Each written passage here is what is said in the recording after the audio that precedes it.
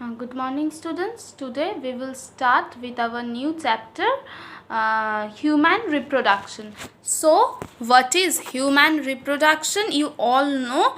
Now, today the things we will learn, or in the syllabus, the scope of the syllabus in this chapter, what you need to read are the accessory or external sexual characters, primary sex organs, secondary sex organs, male reproductive system, mainly the structure of testes, hormonal control of male reproductive system, female reproductive system, mammary glands, hormonal control of female reproductive system, gametogenesis, spermatogenesis, spermiogenesis, spermiation and hormonal control, oogenesis, menstrual cycle, phases of menstrual cycle, hormonal control, oestrus and menstrual cycles, fertilization, sex of the baby, embryogenesis, fate of germinal layers in embryonic development, embryonic or fetal membranes, implantation, placenta, parturition, neonatal period, lactation and importance of breastfeeding. So, these all are the topics that you will learn in this chapter. Now starting with the accessory or external sexual characters. What are accessory or external sexual characters? Human beings are unisexual, that is, males and females are different in appearance. They are different in their reproductive organs also. So, accessory or secondary sexual characters in human males are what all characters that are accessory or secondary sexual characters that human males have are appearance of beard or moustache, growth of axillary and pubic hair, broadening of chest and shoulders, appearance of hair on chest, arms and legs, development of muscular body, deepening of voice, enlargement of genitalia.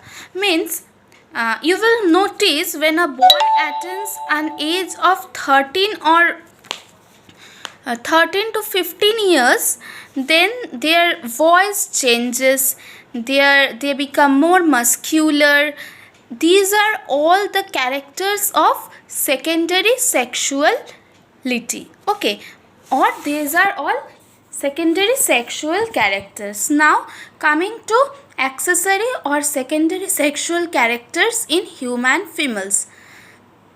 These appear at the age of 10 to 12 years. Okay, these include development of delicately curved body, growth of axillary and pubic hair, enlargement of breast, sweetening of voice, initiation of menstrual cycle or menarche.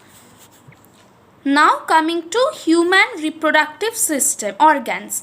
Now both male and female reproductive organs comprise of primary sex organs and secondary or accessory sex organs and ducts and genitalia.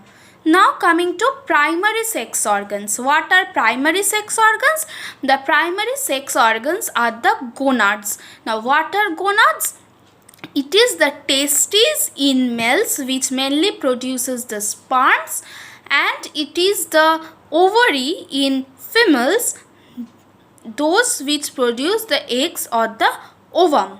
Okay, now secondary or accessory sex organs.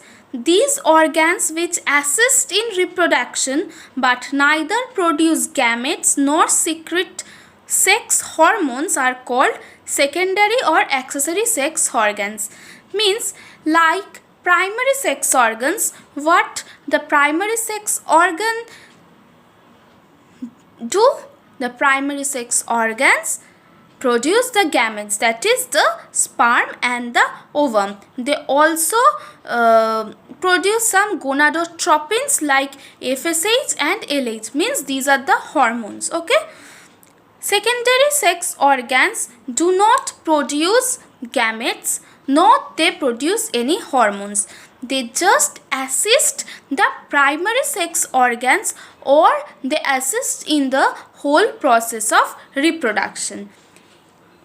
They include prostate gland, seminal vesicles, epididymis, Cooper's gland, vasa efferentia, vasa differentia, urethra and penis in males, and fallopian tube, uterus, vagina, vulva and mammary glands in females. So, primary sex organ, what are the primary sex organs in males and what are the primary sex organs in females? These are very important. Okay. Now, coming to male reproductive system.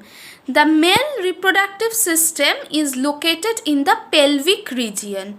It includes mainly 3 parts. What are those?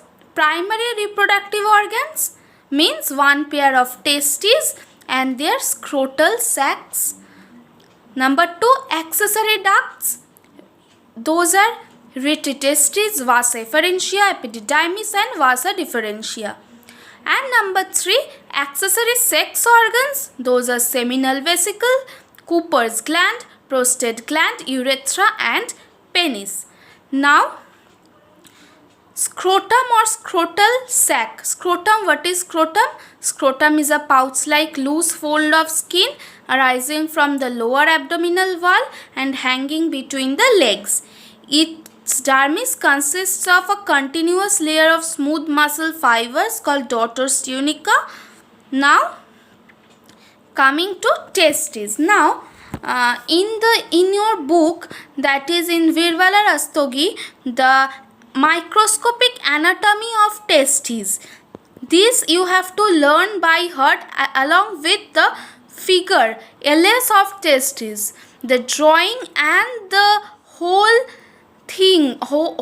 testis portion is very important, because if the structure of testis comes in your exam, you will need to draw the diagram along with the writing. Now, what is testis? Testes are the primary male sex organs. They are soft, smooth, pinkish oval bodies about 4 to 5 cm in length and 2 to 3 cm width and 2.4 to 2.5 cm thick. Okay, testes weigh around 10 to 12 gram. They are extra abdominal and subtended in the scrotal sacs by spermatic cords. The left testis is generally located 1 cm lower in the scrotal sac than the right testis. So, within the scrotum or the scrotal sac, the testes are located. Now, microscopic anatomy of testes. If we see the testes or the section of testes in microscope, what all parts we will see? We will see the protective coverings, that is tunica vaginalis, tunica albuginea, tunica vasculosa. Okay, now testicular. What is testicular? Each testis has 250 compartment called testicular lobules. Okay, we will see seminiferous tubules, Leydig cells, and there is function of testis. So, all these you need to learn by heart. Okay. Now, the difference between Leydig cell and Sertoli cells, it is given in the book. You will learn it. Now, retitestis, epididymis, all these things comes under the testes or the male reproductive system. Okay. Now, function of epididymis. What epididymis do? It serves as a duct for passage of sperm from testis to vas deferens. Okay. Stores sperm prior to ejaculation, means before the sperm ejaculates, it stores the sperm.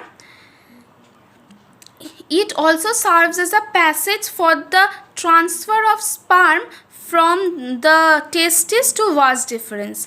Sperms mature during their passes through epididymis. Okay. Now, vas deferens you will learn From the cauda epididymis arises a 40 centimeter long tube, the vas deferens. It ascends into the abdominal cavity through the inguinal canal, loop over urinary bladder and joins the ducts of the seminal vesicle to form ejaculatory duct. The end of vas deferens dilates to form a spindle-like ampulla for temporary storage of sperm. So, vas deferens helps in the ejaculation of sperms. Okay. Now, the penis. Penis is the copulatory organ that lies in front of the scrotum. It helps in insemination, that is transfer of sperm from the male body to the female body.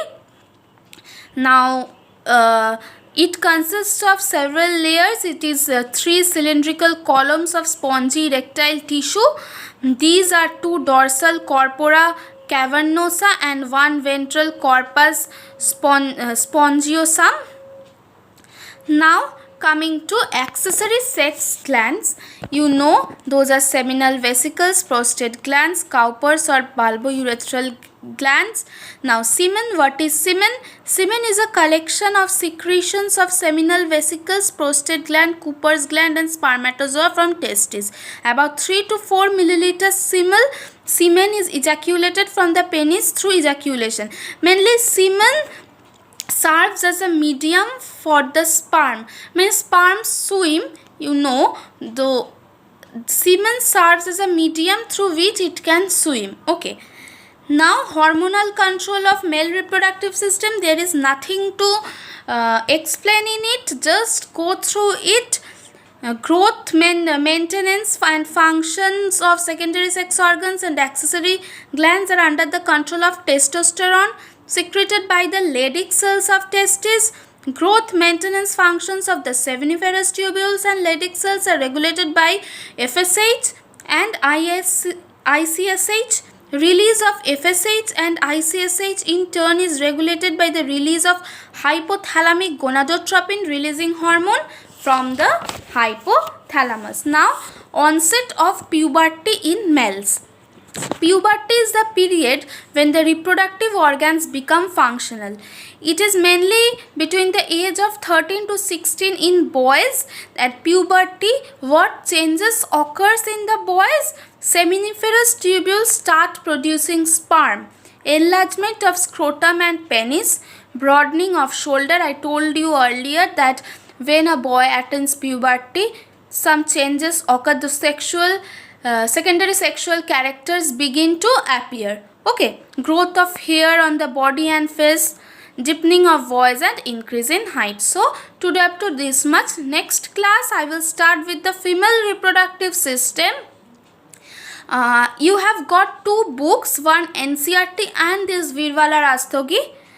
I will recommend you to learn the detailed part.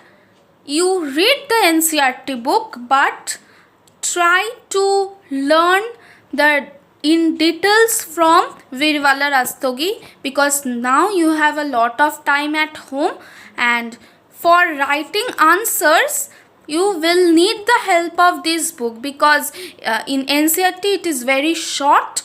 You could not write long answers from there.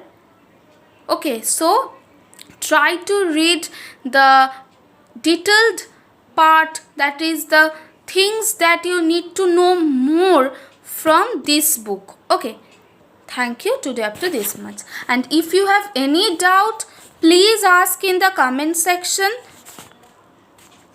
I will try to answer it. Thank you.